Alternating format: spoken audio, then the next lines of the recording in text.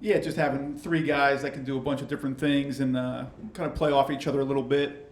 So JJ's been really solid in kind of that pass protection role and some of our heavy set stuff, and practices well and kind of deserves that opportunity to kind of be in the mix a little bit. When you look at the three of them, I mean, what would each do differently that maybe you like, and in what situations do you try to use each one, I guess, in different roles?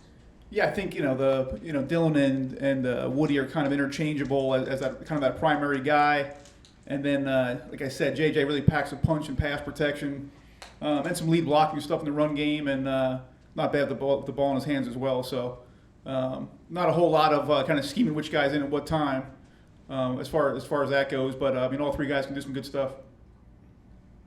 We'll go to Steve. Coach, you have a unique vantage point, with your guys being so dependent and at the same time playing with the offensive line. What have you seen from that group, and how do you think they have progressed this year?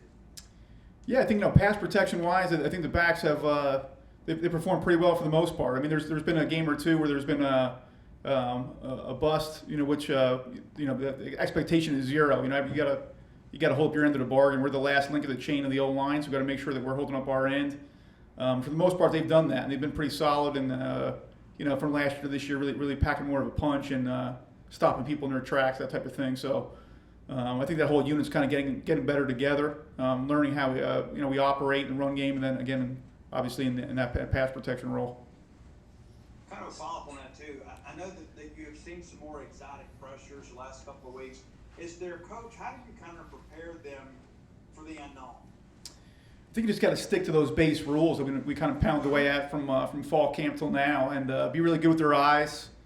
Make sure we're watching enough film to understand where it's coming from, and then the biggest thing is that they're all willing participants in there and courageous enough to stick their face in the fire. So, kind of making sure that they have their eyes in the right place, like I said, and then go ahead and just execute the proper technique. But I think the film study is big, so we got to make sure they pour through that, and then just go ahead and execute. Steph.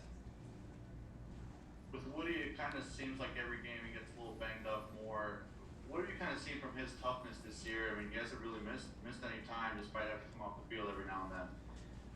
Tough kid. I mean, you said it. That's the thing. I mean, right now everybody's healthy on the depth chart. That's how we, kind of roll around here. So he just battles. He's a competitor. He goes out there play after play. It doesn't really matter what happens. I mean, there was one last week where I was kind of shocked myself that he was bouncing around the next series. But I think those guys have kind of created an expectation for themselves, which is great to see. Where they don't want to miss reps. They want to help their team win, and it's kind of a good thing to see as a coach that these guys want to go out there and just keep competing no matter what. What kind of message do you think that might send to some of the other guys on the depth chart watching him kind of do that? No, it's a good example. It's a good example to set. And that's the thing. And we don't want guys that are limping around the field or don't want to be out there or kind of use that as an excuse. There's no excuses, right? Just results, and that's how we get judged. And they got to make sure they go out there and do the best they can.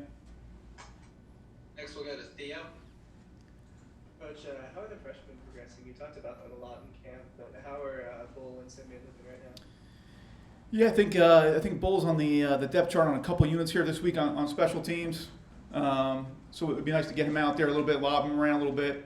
Another guy who's actually popped up is Omni Wells as well. So he'll see some action this week too on some special teams, and really that whole group of guys you haven't seen as much of have really been a big part of special teams the last several weeks and going forward through the rest of the season. So it's tough. It's a crowded room, and guys are doing some good things, and hope we can crack them in there and kind of just keep progressing them, keep elevating them, and when their opportunity comes, they're going to make the most of it. Paul.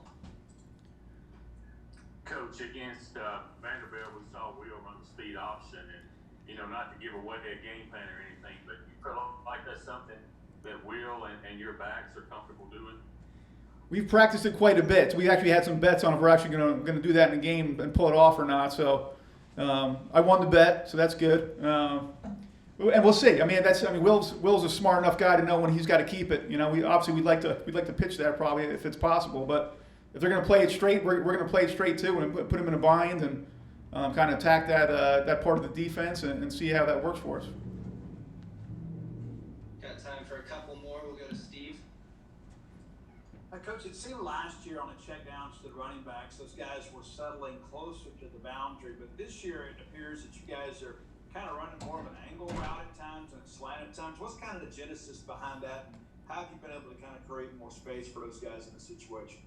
I think it's a little bit of an evolution. You know, that's last year we're just trying to get them in the right spot, the right vicinity, so the quarterbacks knew where they were. Now they're understanding that, you know, if a play breaks down, where their space is, where they're going to burst to. So some of that's kind of adjustments on the fly, that type of thing. But, you know, there's a couple concepts too. We do run angle routes and, you know, some option routes in the space, but they're just doing a better job of understanding who's covering them, where the holes in the zone are, and then kind of attacking that space if the pocket breaks down, or, you know, if they're open early, and then, you know, kind of getting the ball in their hands, and then they know where to go with it. So, again, yeah, like I said, just an evolution, and I think it's heading in the right direction.